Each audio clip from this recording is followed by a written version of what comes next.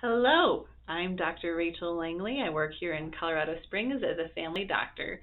And the other day I felt that tingle on my lip.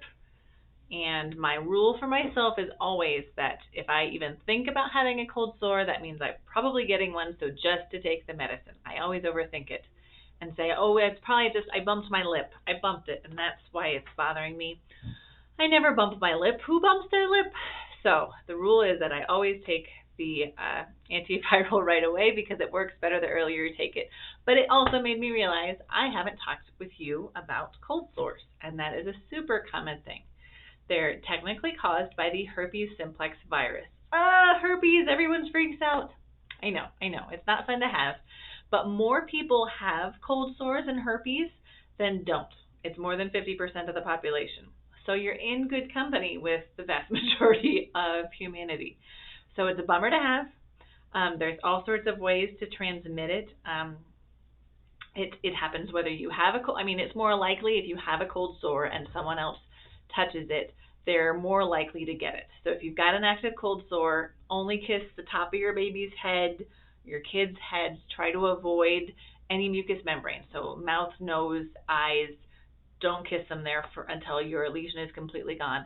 It's technically possible to spread them even if you don't have an active cold sore. It's present in your skin to be transmitted, but it's a lot less likely, and I think it's impossible to not kiss your kids on the cheek for the rest of your life just because you've had a cold sore before. So you weigh the risks and benefits of all these things. One perk of having cold sores, because you can get cold sores, you can get herpes lesions anywhere. You can get them on regular skin. It's less likely. It's usually where there's damaged skin that if you have a scab there or a scrape there, and then you get exposed to someone's cold sore or other source of herpes, then you're more likely to get it on regular skin. You can get it in your eye, and that's a bit of an emergency, and you need to get seen right away. But for the most part, it's usually on mucous membranes. So usually the mouth, I guess technically the inside of your nose, and private parts too. So those are the places where you most commonly can get a lesion. So it's spread by skin-to-skin contact. It can even be in your saliva and be transmitted that way. So it's most likely to be transmitted within your family. That's the most common place to get it. It can also be from daycare. I mean, little kids are salivating all over things, putting everything in their mouth, and that can be a way that it's spread. It also can happen in sports like wrestlers. I mean, you're abrading your skin against the mat, and then you might have skin-to-skin contact with someone who has an active or an inactive herpes lesion, and you can get it from that. It's called herpes gladiatorum, from gladiators, fighting. And you can get it from sex, and newborns can get it from their moms. So if you're pregnant and have had a history of having cold sores in the genital region, then your OB will most likely put you on antivirals before you deliver, just to make sure that there's no chance of an active lesion being there when you have your baby.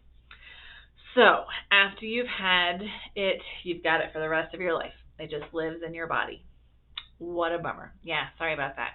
And that initial infection, I mean, it can come up like 2 to 10 days after you're initially exposed, and that tends to be the worst time of having it. I mean, some people will get it and not have any symptoms at all.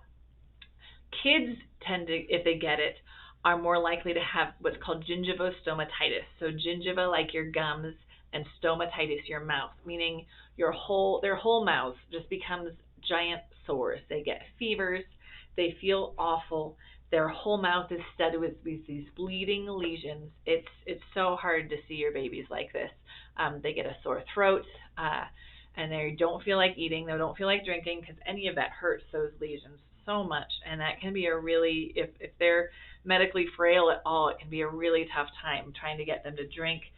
Sometimes pain medications or swish and spit kind of medications that numb their mouth that allow them to eat and drink normally. Are all you can do. It's a rough time. I've had kids with that. It's miserable. Try to avoid that whenever possible. For adults, that initial episode tends to be a really bad sore throat, sometimes with lesions on the back of their throat, sometimes fever, cervical lymph nodes that are swollen, that sort of thing. So it could be easily confused with mono or strep throat, things like that. And it's hard to tell the difference. So after that initial episode, they tend to be not so bad after that. At least it's not like a full body sickness.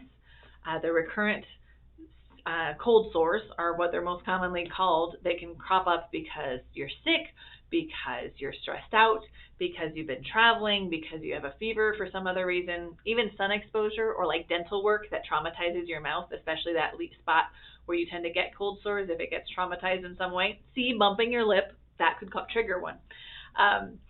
Those tend to trigger the cold sore coming up. Usually people will describe like a little painful spot or some burning or itching or tingling right where they tend to get cold sores, and that's how they know it's coming. And then it turns from that into a little blister or vesicle that comes up in that one spot. And it's usually along the edges of your lips, like the colored part to the skin part is where cold sores tend to come up. But it can be inside your mouth more rarely. So that's what's called a cold sore. And then it ulcerates, meaning the top layer of blister kind of opens up and it turns into a scab, and it's painful and it bleeds all the time and it doesn't look very pretty. And it's a bummer. And it takes like 5 to 8 days, technically, is what the literature says, for it to go away. I haven't bothered to track my own cold sores, but it's not fun. So that's why there are amazing treatments. Everyone should know about these antivirals. So there's at least 2 different kinds of antivirals out there. They're pretty common medications. They're pretty safe medications. They differ in how often you have to take them. So that's why I tend to like Valtrex more, because I can take it twice a day and not 5 times a day, which I'm a fan of. So that means I'll actually take it as I'm supposed to. For kids, I believe only acyclovir comes as a liquid suspension though. So you're stuck taking it a gazillion times a day. And by gazillion, I think it's every 6 hours or 4 times a day. Which is hard, but not as difficult as having a kid with miserable cold sores. And you can take the antivirals either every single day at a lower dose to help prevent cold sores, kind of depending how often you get them. If you're under a lot of stress all the time, then, sorry about that phone call. If you're under a lot of stress all the time, then you might need to be on suppressive therapy. Or if you just, there doesn't have to be a reason. If you get them a lot, I'd say more than twice a month, it would be definitely worthwhile to take it every single day at a low dose. And it doesn't mean that you'll be on that forever.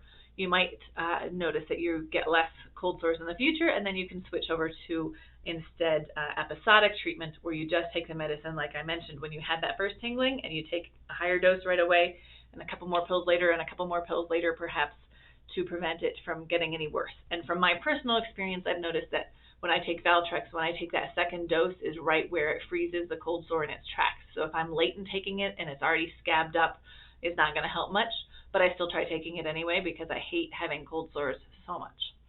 So, sorry if you have cold sores. Now, hopefully you've learned a little bit about them. Make sure if you don't have some antivirals on hand, that if you have cold sores or any herpes anywhere, always have some of those medications on hand so you can take them as soon as you notice them, because likely you can't, even with my amazing direct primary care practice where I can get patients in so quickly, you're most likely not going to get in quickly enough as if you had those medications on hand to take. So thanks for watching. You might find this video also of interest, and be sure to subscribe to our channel so you can be notified when we have a new video. Have a great day.